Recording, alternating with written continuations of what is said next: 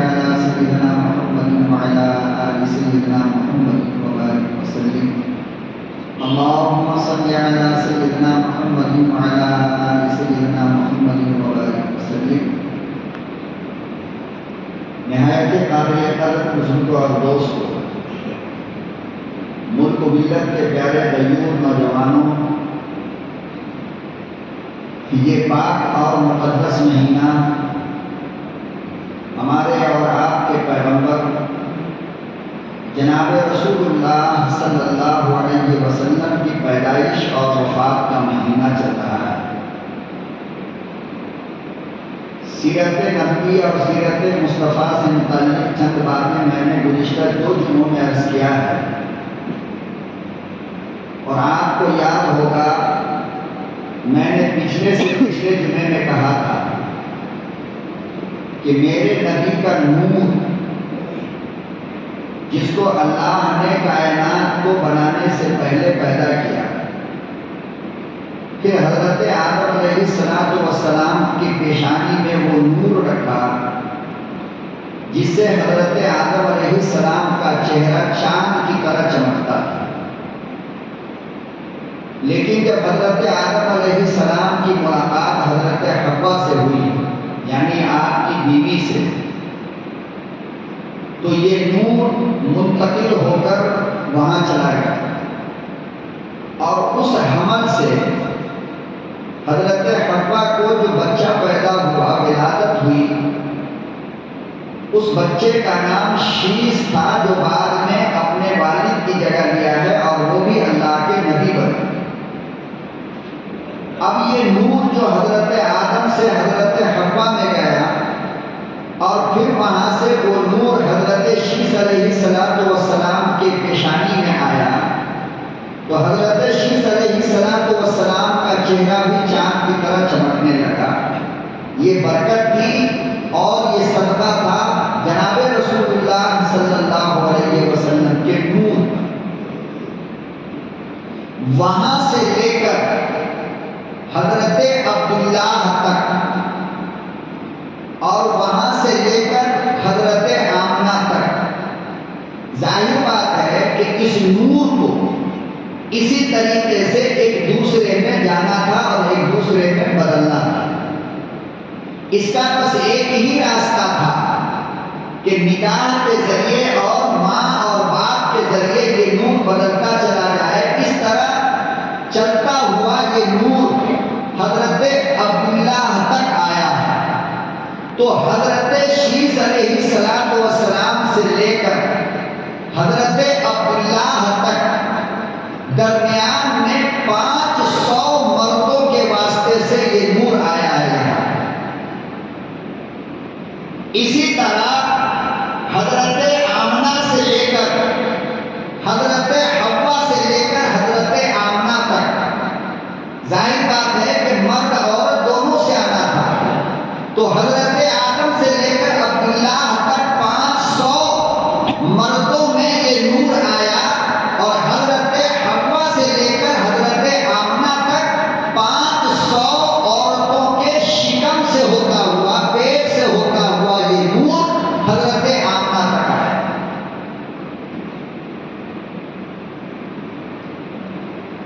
علماء نے لکھا ہے اور کتابوں کے اندر یہ بات موجود ہے کہ جن 500 مردوں سے یہ نور حضرت عبداللہ تک آیا ہے، ان میں سے ایک مرد بھی کوئی ایسا نہیں تھا جس نے بغیر نکاح کے کسی عورت سے ملاقات کی.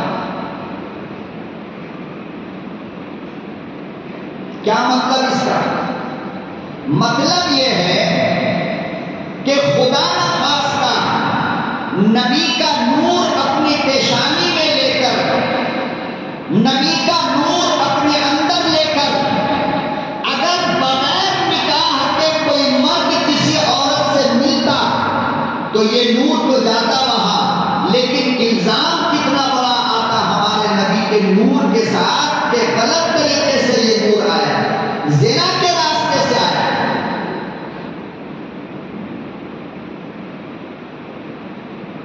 تعجب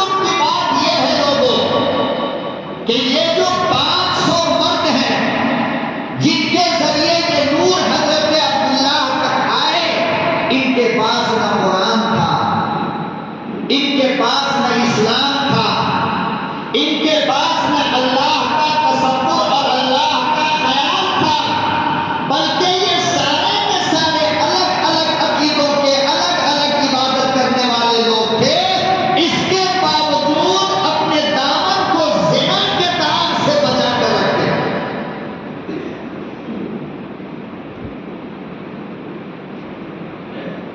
ہمارے پاس قرآن ہے، نبی کی حدیث ہے، اسلام ہے، ایمان ہے، سب کچھ ہے، مگر ہم اپنے دامن کو اس گندگی سے نہیں بچاتے۔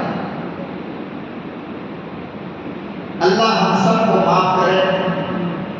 بہت بڑی بات ہے، سوچنے کی بات ہے کہ جن لوگوں کے پاس خدا کا کوئی قانون نہیں، انہوں نے اپنے دامن کو بچایا زنا جیسی بیماری اور گندگی سے۔ آج ہمارے پاس اللہ کا قانون ہے اور اللہ نے صاف لفظوں میں کہا وَلَا تَقْرَبُوا الزِّنَا، میرے بندو زنا کے قریب بھی مت جانا۔ کرنا تو دور کی بات ہے، فرمایا اس کے قریب بھی مت جانا۔ قریب جانے کا مطلب کیا ہے آپ جانتے ہو؟ زنا کرنا یہ قریب جانا نہیں ہے۔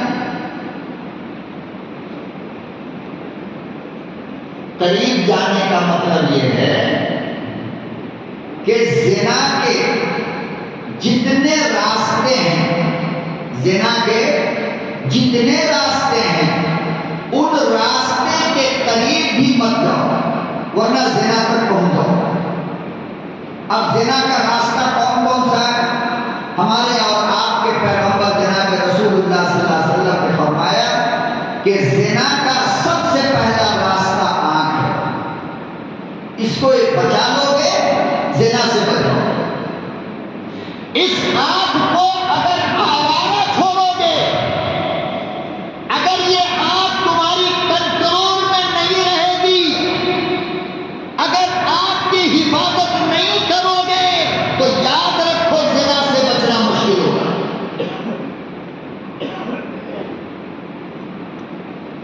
اس کی ابتدا آنکھ سے ہوتی ہے اور اس کی انتہا اس گندگی پہ ہوتی ہے۔ اور یہ اتنی موٹی بات ہے کہ ہم سب لوگ جانتے ہیں، اس کے بارے میں زیادہ کچھ سمجھانے کی ضرورت نہیں ہے۔ ایسا نہیں ہوتا کہ ایک عورت جا رہی ہو اور آپ نے اس کو پکڑ لیا اور زنا کر لیا، ایسا نہیں ہوتا، بلکہ پہلے ان آنکھوں کی ملاقات ہوتی ہے، پھر بات ہوتی ہے، پھر تعلقات بنتے ہیں، پھر تعریف ہوتی ہے، پھر وقت بناتے ہیں، اور اس کے بعد جا کر کے وہاں گندگی پہ ہم جا کر کے پڑ جاتے ہیں۔ اسی لیے اللہ کے قرآن نے کہا قُلْ لِلْمُؤْمِنِينَ يَغُضُّوا مِنْ أَبْصَارِهِمْ، میرے بندو جب راستہ چلو تو اپنی نظر کو جھکا کے رکھا کرو، اور اس کو فرمایا کہ اگر تم نے غلط نظر سے کسی عورت کو، اگر تم نے گندی نظر سے کسی لڑکی کو، اور چھوڑو اگر تم نے گندی نظر سے کسی جانور کو بھی دیکھا تو یہ تمہاری آنکھ کا زنا ہے۔ اور قیامت کے دن اس آنکھ کو جواب دینا پڑے گا، زنا کیوں کیا؟ اللہ ہم نے تو کیا نہیں۔ اچھا تو تم نے ان آنکھوں سے کسی کی ماں بہن بیٹی کو غلط نہیں دیکھا تھا؟ ہاں، یہ تو فرمایا یہی تمہاری آنکھ کا زنا ہے۔ غیر عورت کو چاہے موبائل پہ دیکھو، چاہے تصویر میں دیکھو، چاہے اخبار میں دیکھو، چاہے کسی پیپر پہ دیکھو، اگر گندی نظر سے دیکھا وہ بھی زنا ہے۔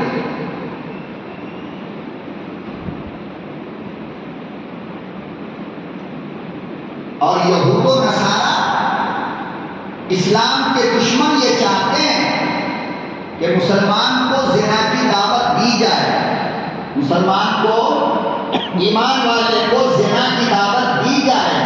اگر یہ لوگ زنا کرنے لگیں گے تو پھر ان کا ایمان خود بخود کمزور ہو جائے گا۔ چنانچہ آپ دیکھیے، ہم نے تصویر کی مخالفت کی، اسلام نے تصویر کی مخالفت کی، تو انہوں نے کیا کیا کہ روز استعمال اوپر ننگی عورتوں کی تصویر ڈالی.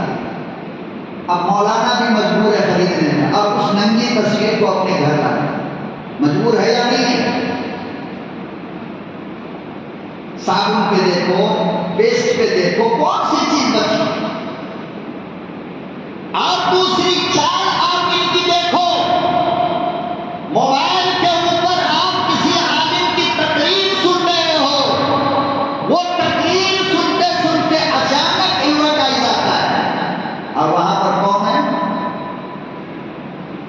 تو کتنا مشکل ہو گیا اپنی آنکھ کو بچانا. آپ اندازہ لگا سکتے ہو کتنے دشمن کس کس طریقے سے آپ کو زنا کی دعوت دے رہے ہیں. اور جب بندہ اس کو دیکھنے لگتا ہے تو پھر اچھی خاصی جوان کیا، بچہ کیا، بوڑھا کیا، جن کے بدن میں طاقت نہیں ہے وہ بھی شوق سے دیکھتے ہیں. فرمایا یہ آنکھ کا زنا ہے، اس سے بچا. اسی طرح دماغ کا زنا ہوتا ہے، خیال کا زنا. اچانک ایک عورت نکل گئی سامنے سے، وہ تو گئی، لیکن اب ہم صاحب بیٹھے ہوئے اس کے بارے میں خوب سوچ رہے ہیں، اس کی تصویر اپنے دماغ میں چلا رہے. فرمایا یہ تمہاری سوچ کا زنا ہے، فکر کا زنا ہے، خیال کا زنا ہے. اسی طرح ہاتھ کا زنا ہوتا ہے، کسی کو گندے خیالات سے چھونا. فرمایا یہ تمہارے ہاتھ کا زنا ہے، قیامت میں اس کا جواب دینا پڑے گا. اسی طرح پاؤں کا زنا ہوتا ہے، کسی کی طرف چل کر کے گندے خیالات سے جانا، اس کو پاؤں کا زنا کہتے ہیں. میرے محترم بزرگوں اور دوستوں، آپ سوچ کر دیکھو کہ ہم نے کا کون بندہ آج بچا ہے.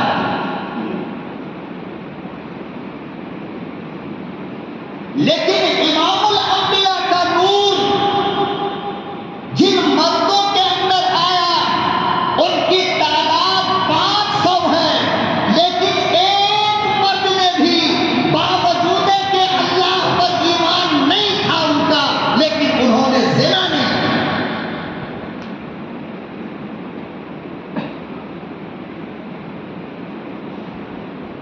یہ بہت گندی بیماری ہے، بہت گندی. ایک بار کسی طرح کا زنا آپ کرو، ہاتھ کا زنا، آنکھ کا زنا، دل کا زنا، دماغ کا زنا، جسم کا زنا، کوئی بھی زنا کر لو، کم سے کم اس کی نحوست 40 دن تک رہے. کتنے دن؟ 40 دن آپ کو نماز پڑھنے کا دل نہیں کرے، اچھی بات سننے کا موڈ نہیں بنے گا، کسی کی اچھی بات آپ کے دماغ میں نہیں آئے گی، کوئی بھی بھلائی کا کام کرنے کے لیے آپ کا دل تیار نہیں ہوگا.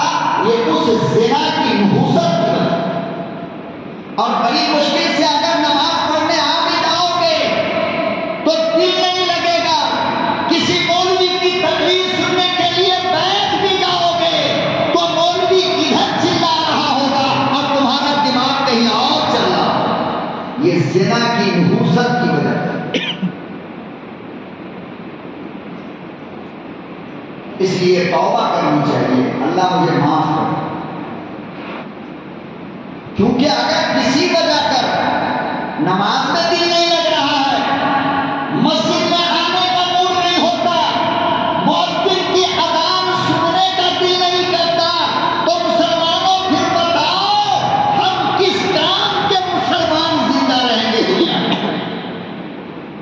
یہی تو ہماری دولت ہے نا، یہی قرآن ہماری دولت ہے نا، یہی نماز ہماری دولت ہے نا، یہی مسجد ہماری دولت ہے، یہی سجدہ ہماری دولت ہے، یہی روزہ ہماری دولت ہے. اگر ان چیزوں کے اندر کسی وجہ کر دل نہیں لگتا ہو تو پھر وہ کام کرنا یہ کون سی عقل مندی کا کام؟ آج ہم لوگ کہتے ہیں مولانا نماز میں دل نہیں لگتا. کمال کی بات ہے، نماز میں دل نہیں لگے گا یہ نہیں ہو سکتا ہے. پتہ یہ چلا کہ نماز کے باہر کوئی غلطی ہم سے ہو گئی، کوئی گناہ، اس کی نحوست ہے کہ ہمارا دل نماز کے اندر لگتا نہیں. اور بڑی مشکل سے جمعہ میں آ گئے تو 2 رکعت کوے کی طرف ڈھونگ مارا امام کے ساتھ، اور اس کے بعد اتنی تیز بھاگا جیسے تو مسجد میں بھی دل نہیں لگتا. کیوں؟ اس لیے کہ بازار میں کھڑے ہو کر ہم نے اپنی آنکھوں کو عادت ڈلوا دیا حسینہ کا حسین چہرہ دیکھنے کے لیے. وہ بازار میں دل لگتا ہے، اب مسجد میں تو وہ کچھ ہے نہیں، تو دل کہاں سے لگے گا مسجد کے اندر؟ آپ سوچ کر کے تو بتاؤ.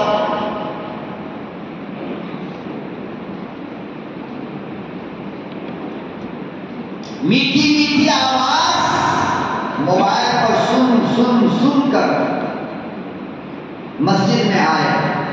اب بتاؤ کہ جب تم نے کام کا زنا کر ہی لیا ہے تو کام کا زنا کر کے آئے ہو تو مسجد میں تمہارا دل لگے گا؟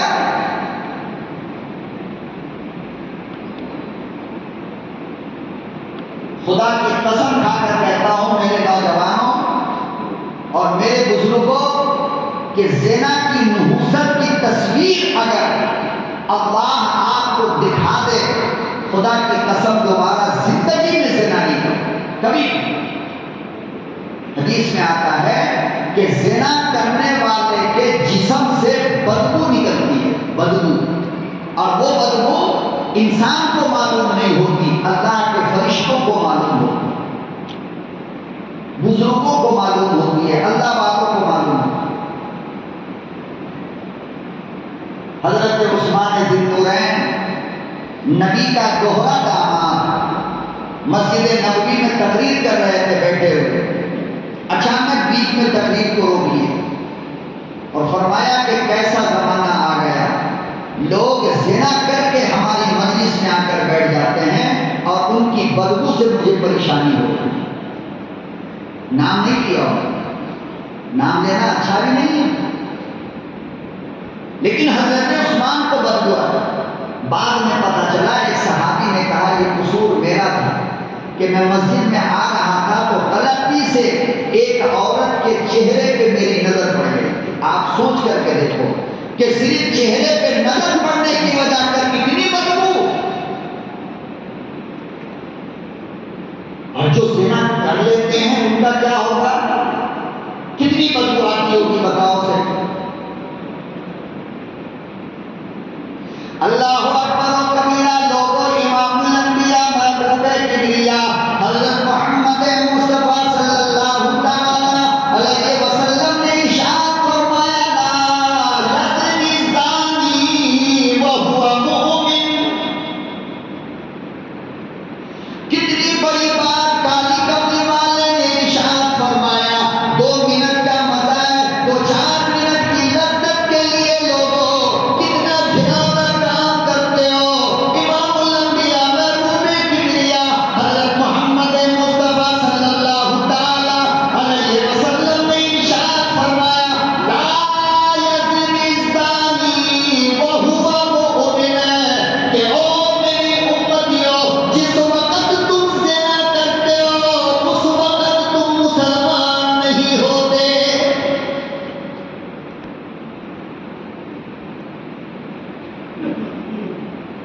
ذرا اندازہ تو لگائیے کون کہہ رہا ہے.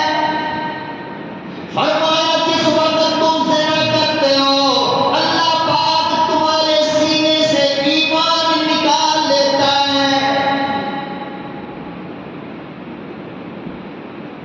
بولو کوئی کسی اور نے نہیں کہا بلکہ کائنات کا امام کہہ رہا ہے. ساری دنیا کی زبان جھوٹ بول سکتی ہے مگر میرا نبی ساری زندگی میں کبھی بھی جھوٹ بولنا تو دور کی بات، جھوٹ کا خیال بھی نہیں آیا. وہ نبی کہتا ہے کہ جس وقت تم زنا کرتے ہو اس وقت تمہارا ایمان اللہ نکال لیتا ہے. خدا نہ کرے اگر اس حالت میں موت آ گئی، رب کعبہ کی قسم جنازہ کافر کا اٹھے گا. ایمان نہیں. مشکات شریف کی روایت ہے، پوچھ لینا کسی عالم سے کہ جس وقت ہم زنا کرنا شروع کرتے ہیں اللہ ایمان کو نکال کر آسمان اور زمین کے بیچ میں لٹکا دیتا ہے. جب تم زنا کر کے ہٹتے ہو پھر تمہارا اللہ نہ کرے اگر اس حالت میں موت آئی تو بتاؤ ایمان کدھر؟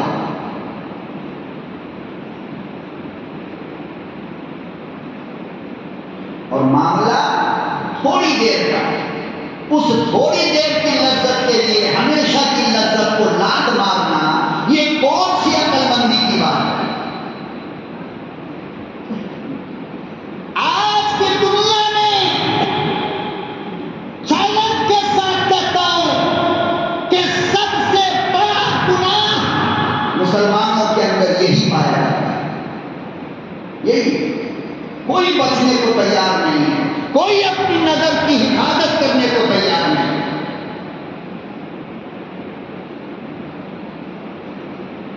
موبائل پہ زنا ہو رہا ہے، تنہائی میں زنا ہو رہا ہے، جسمانی زنا ہو رہا ہے، خیالات کا زنا، نگاہوں کا زنا، ہاتھ کا زنا، پاؤں کا زنا، اور افسوس کی بات یہ ہے میرے محترم، یہ وہ گناہ ہے جس کے اندر اچھے اچھے لوگ ڈوبے جا رہے ہیں، نمازی، حاجی، قاضی، مولوی، ملا، یہ وہ سب۔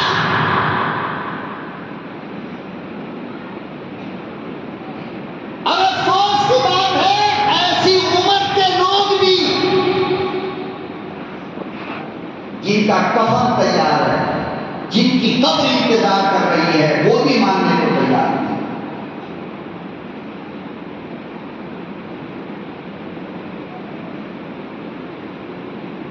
نسلیں برباد ہو جاتی ہے مسلمانوں، اتنا بڑا سی گناہ ہے یہ۔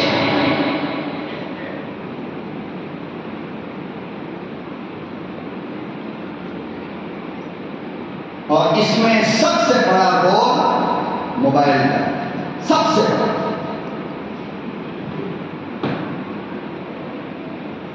پہلے لوگ گندی تصویریں فلم کی، پکچر کی، روڈ پہ لگ جاتا تھا، تھوڑا گندا ہو تو لوگ اس کی طرف سے اپنی نظر کو جھکا لیتے تھے کہ نہیں ہمیں دیکھنا اچھا نہیں ہے، ہم نماز پڑھ کے آئیں۔ آج موبائل کے اندر کیا کچھ نہیں لا کر کے رکھا گیا ہے، اور کون بچ رہا ہے سوائے ان کے کہ جو رات کی تنہائی میں بھی اپنے دل کے اندر یہ خیال رکھتا ہو کہ کائنات تو سو گئی مگر ایک ہی جاگا ہوا ہے، ایک، اور وہ کون ہے؟ اللہ۔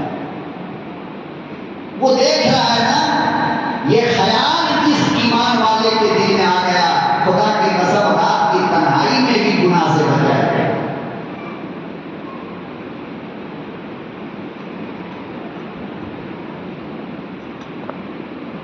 تو میرے نبی کا نور حضرت شیش سے لے کر حضرت عبداللہ تک 500 مردوں کے اندر آیا ہے اور 500 عورتوں کے اندر آیا۔ علماء نے لکھا ہے کہ ان 500 عورتوں میں باوجود کہ کوئی مسلمان نہیں تھی مگر ساری زندگی کبھی کسی غیر مرد کو آپ اٹھا کر نہیں دیکھا ہے،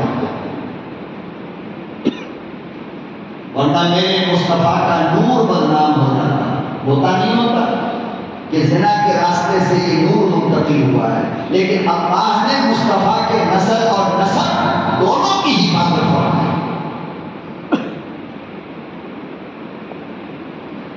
یہاں تک کہ حضرت عبداللہ کی پیشانی میں یہ نور آیا۔ یہ کون ہے؟ حضرت عبداللہ حضرت عبد المطلب کے بیٹا ہیں، عبد المطلب کے بیٹا ہیں۔ عبد المطلب کون تھے؟ بنو ہاشم جو خاندان تھا اس کے سردار تھے اور خانہ کعبہ کے متولی تھے۔ کم سے کم اتنی موٹی موٹی باتیں یاد رکھ لیا کرو نا، کام آئیں۔ اور حضرت عبد المطلب کو 11 بچے تھے۔ کتنے؟ 11۔ زبان سے دوہرا لیا کرو۔ ہمارے پڑھنے کے زمانے میں استاد کہا کرتے تھے، اساتذہ کہا کرتے تھے، اور یہ صحیح بات ہے کہ بیٹے جو کچھ میں بولوں اگر زندگی بھر اس کو یاد رکھنا چاہتے ہو تو دو کام کرو، یا تو اس کو لکھ دو، اور یا جو میں بولوں اس کو اپنی زبان سے دوہرا دو، تو دماغ کے اندر وہ چیز محفوظ ہو جاتی ہے۔ آہستہ سے دوہرا لیا کرو یاد رکھنے کے لیے۔ 11 بچے تھے، حضرت عبد المطلب کو، اور ان 11 بچوں میں سب سے زیادہ خوبصورت حضرت عبداللہ تھے۔ کیوں؟ اس لیے کہ حضرت عبداللہ کی پیشانی میں مصطفیٰ کا نور چمکتا تھا۔ زمزم کا کنواں غائب ہو گیا تھا، اس زمانے کی بات کہہ رہا ہوں، زمزم کا کنواں غائب ہو گیا۔ حضرت عبد المطلب اپنے بچوں، اور سب سے چھوٹے تھے حضرت عبداللہ، 11 میں سب سے چھوٹے، تو زمزم کا کنواں تلاشنے کے لیے حضرت چونکہ پانی کا وہی ایک راستہ تھا، حضرت عبد المطلب نے اپنے بچوں کو ساتھ لیا اور مٹی کھودنا شروع کیا کہ زمزم کا کنواں مل جائے، نہیں مل رہا تھا۔ تو حضرت عبد المطلب نے منت مانی، کیا منت مانی؟ کہ اللہ اگر زمزم کا کنواں مل گیا تو میں اپنے 11 بچوں میں ایک بچے کو کیا کروں گا؟ آپ کے نام پہ قربان کروں گا۔ اب ذرا آپ اللہ کی قدرت اور اس کی مصلحت کا اندازہ لگاؤ۔ کائنات کا امام کس کی نسل سے آنا تھا؟ حضرت عبداللہ کا۔ اب کنواں مل گیا، میں شارٹ کٹ میں آپ کو بتا رہا ہوں، کنواں مل گیا۔ اب 11 بچوں میں پورا ڈالا گیا، نام لکھ کر کے، کس کا نام آتا ہے؟ عجیب بات ہے، باپ کا پیارا، ماں کا پیارا، 10 بھائیوں کا پیارا، نام جب ڈالا گیا تو نام آ گیا حضرت عبداللہ۔ اب بڑی پریشانی کی بات، بھائیوں نے پکڑ لیا باپ کو، نہیں ابا مجھے قربان کیجیے، کس کو مت کیجیے، یہ بہت پیارا ہے۔ ماں نے پکڑ لیا، خود حضرت عبد المطلب کو پریشانی ہوئی، سب نے مشورہ کیا کہ چلو ایک بار اور پورا ڈالتے ہیں، 2 بار ڈالا پورا، دوسری بار بھی عبداللہ ہی کا نام ہے، کہا چلو تیسری بار، آخری بار جس کا آئے گا اس کو۔ تیسری بار حضرت عبداللہ نے جو پورا ڈالا ہے تو اس میں 100 اونٹ لکھا کہ 100 اونٹ کی قربانی، یا ان میں سے جس کا نام آ جائے اس کی قربانی ہوگی۔ ایک بڑھا لیا حضرت عبد المطلب نے۔ اب جو ڈالا تیسری بار تو حضرت عبداللہ کا نام نہیں آیا بلکہ 100 اونٹ کا نام آیا۔ تب جا کر سارے لوگوں کو تسلی ہوئی، گویا حضرت عبداللہ کے بدلے 100 اونٹ حضرت عبد المطلب کو قربان کرنا پڑا۔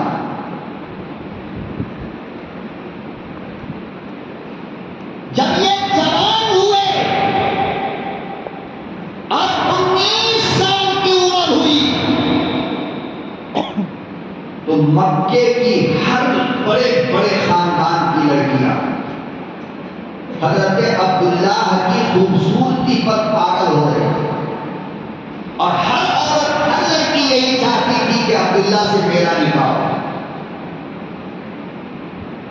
بڑے بڑے باپ کی بیٹی، لیکن عبداللہ ہے جو کبھی یوں نظر اٹھا کر دیکھنے کو تیار نہیں، حالانکہ عبداللہ کے پاس قرآن نہیں، کوئی قانون نہیں، یہاں تک کہ آپ کا رشتہ طے کرنے کے لیے حضرت عبد المطلب حضرت عبداللہ کے ہاتھ کو پکڑا، اور مکے کے اندر، مدینے کے اندر ایک آمنہ نام کی لڑکی جس کی عمر فقط 16 سال تھی،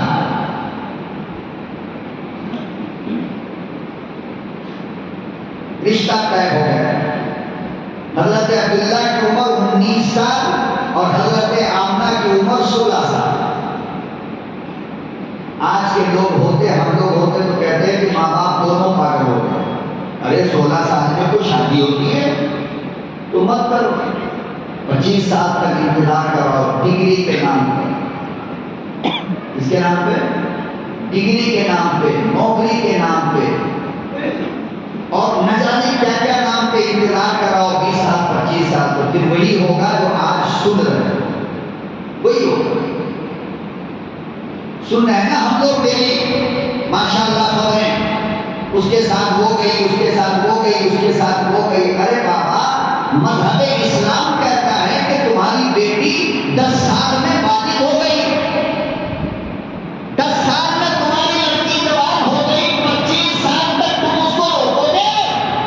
جوان ہونے کے بعد تم اس کو روکے گے 25 سال تک؟ ارے 15 سال تمہاری بیٹی اپنے جوانی کی حفاظت بھلا کیسے کر سکتی ہے؟ اگر وہ گناہ کا راستہ نہیں چنے گی تو اور کیا کرے؟ ہم باپ کو شرم آنی چاہیے، ہم بے غیرت ماں باپ کو حیا آنی چاہیے کہ 25 سال کی لڑکی تمہارے گھر کے اندر جوان بیٹھی ہے، تم اپنی بیوی کے ساتھ زندگی گزار رہے ہو، تمہاری بیٹی کیا نہیں سوچتی ہے؟ ذرا مجھے بتا سکتے ہو آپ؟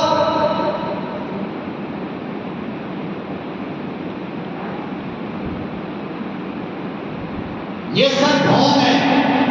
میں کہتا ہوں کہ عورت کی عزت اور بیٹی کی آبرو دنیا کے تمام ڈگری سے افضل ہے. سارے ڈگریوں کو لات مارو اور ساری ڈگریوں کو جلا کر پھینک دو اگر تمہاری بیٹی کی عزت سلامت نہیں رہتی ہو. کوئی ضرورت نہیں ہے ڈگری کی. کائنات کی سب سے قیمتی چیز بیٹی کی آبرو ہوتی ہے، یاد رکھنا. اگر کسی وجہ تک وہ آبرو برباد ہو رہی ہو تو پھر ایسی ڈگریوں سے کچھ بھی پانے پاؤ گے نہیں.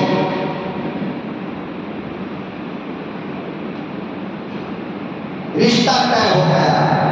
حضرت عبداللہ کی انگلی کو پکڑا حضرت عبدالمطلب نے مکے سے، اور کہاں لے کر جا رہے ہیں؟ بولو. مدینے. بیٹے کتنے ہیں؟ 10. کسی کو ساتھ لیا؟ کسی کو ساتھ لیا ہے؟ نہیں لیا. کیوں؟ بارات تو ہونی چاہیے تھی، اور پورا خاندان ہے، اور عبدالمطلب ہاشم کے سردار ہیں، اور سردار کے بیٹے کی شادی ہو رہی ہے، بارات کوئی نہیں، دوسرا تیسرا کوئی نہیں.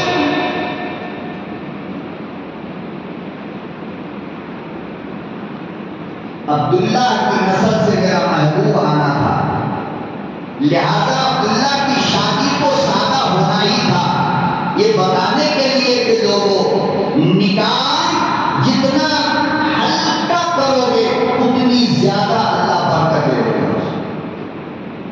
تم ناٹک کرو گے، تماشا کرو گے، ہلدی کے نام پر، مہندی کے نام پر، رسم کے نام پر، ولیمے کے نام پر. ولیمہ کو تم لوگوں نے ایک بہانہ بنا رکھا ہے، سنت کے بیچ میں سنت کا لباس پہنا کر کے ولیمہ کو تم نے ذلیل کیا، رسوا کیا.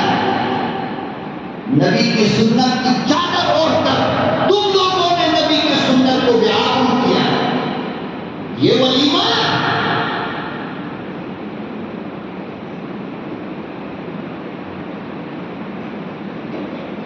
سجی سجائی اور بنی بنائی وہ لڑکی جس کے پردے کو اٹھانے کا حق فقط اس کے شوہر کو تھا، آج ولیمے کے نام پر اس کو چیئر پر بیٹھا کر پورے مردوں کو دکھایا جاتا ہے. تم چوڑیاں کیوں نہیں پہن لیتے ہو؟ تم کائے کے مرد ہو.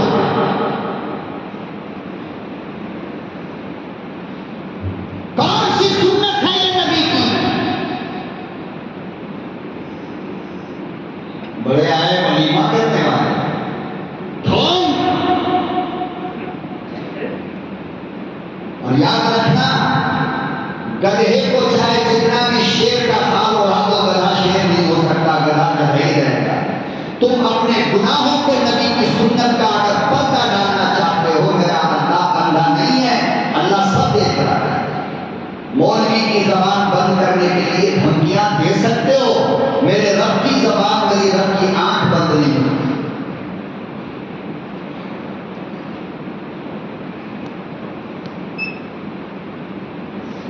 نہ بیٹوں کو لیا، نہ مکے کے کسی سردار کو بلایا، اور خانہ کعبہ کے متولی کے بیٹے کا نکاح ہونے جا رہا ہے۔ ماما کو نہیں بلائیں گے تو یہ ہو جائے گا، خالو کو نہیں بلائیں گے تو آگ لگ جائے گی، چچا کو نہیں بلائیں گے تو یہ ہوگا، اور نانی کو نہیں بلائیں گے تو یہ ہوگا۔ عبد المطلب کو یہ سب پتہ نہیں تھا۔ اور میں آپ سے ایک سوال کرتا ہوں، سوچ کر جواب دے گا۔ ساری دنیا اگر آپ سے خوش ہو جائے اور ایک اللہ اگر ناراض ہو جائے تو آپ وہ کام کرو گے؟ کرو گے؟ اور ایک اللہ راضی ہو، پورا خاندان ناراض ہو جائے تو وہ کام کریں گے یا نہیں کریں گے؟ شادی کے نام پر یہ جتنے تماشے ہمارے یہاں ہوتے ہیں، یہ سارا تماشا خاندان کو خوش کرنے کے لیے ہوتا ہے۔ یہ نہیں کریں گے تو وہ کیا کہے گا، یہ نہیں کریں گے تو وہ کیا کہے گا، یہ نہیں کریں گے تو تم نے کبھی سوچا کہ تمہارا اگر یہ کرو گے تو رب کیا کہے گا؟ تو اللہ کی فکر نہیں، خاندان کی فکر ہے۔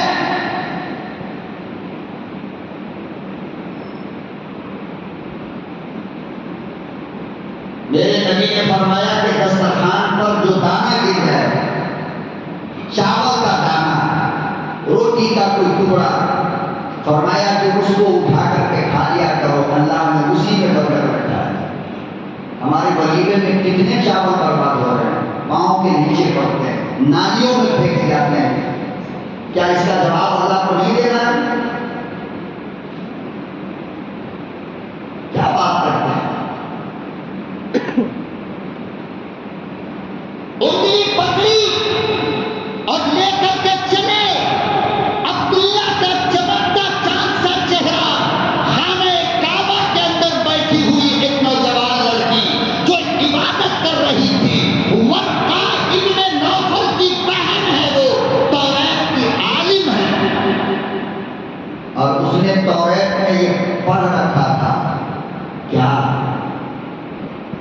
کہ اس امت کا آخری نبی آئے گا جو سارے نبیوں کا سردار ہوگا۔ وہ نبی جس مرد کی نسل سے آئے گا اس کی پہچان یہ ہے کہ اس کے پیشانی کے اوپر چمک ہوگی۔ وہ جس عورت سے ملے گا، اس امت کا آخری پیغمبر اسی عورت کے پیٹ سے آئے گا۔ یہ ورقہ ابن نوفل کی بہن نے پڑھ رکھا تھا، جس کا نام تھا قتیلہ۔ کیا نام تھا؟ قتیلہ۔ اس کی جو نظر پڑی حضرت عبداللہ پر تو سمجھ گئی یہی ہے، یہ جس سے ملے گا دنیا کا آخری پیغمبر اسی کے گھر میں پیدا ہوگا۔ لہذا قتیلہ نے حضرت عبداللہ کو اشارہ کیا اور کہا کہ عبداللہ ایک مرتبہ تم مجھ سے ملاقات کر لے، میں اتنے اونٹ تجھے دوں گی جتنا اونٹ تیرے باپ نے تیرے بدلے قتل کیا، قربان کیا، یعنی 100 اونٹ اور گلے سے لگا ہوا، بس ایک ملاقات مجھ سے اور کچھ نہیں۔ وہ لڑکی گندی نہیں تھی، وہ لڑکی بری نہیں تھی، بلکہ پیغمبر کو اپنے پیٹ میں جنم دینے کے لیے وہ یہ کہہ رہی تھی کہ مجھ سے ملاقات کر، اس امت کے آخری نبی کو میں جنم دینا چاہتی ہوں۔ اللہ اکبر و کبیرہ۔ آؤ ملک کے نوجوانوں ذرا عبداللہ کا جواب سنو۔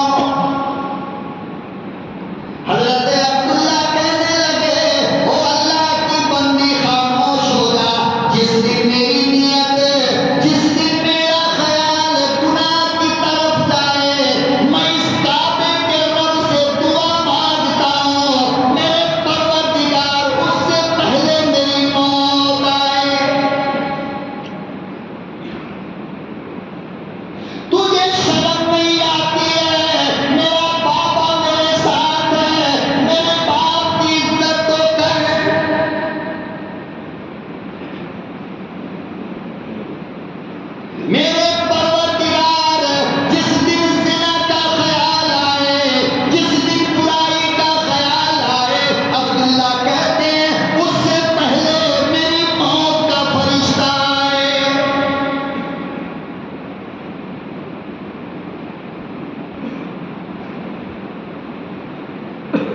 آمنہ کے گھر پہنچے اس سے بچ کر کے، نکاح ہوا، 3 دن وہاں حضرت عبداللہ رہے۔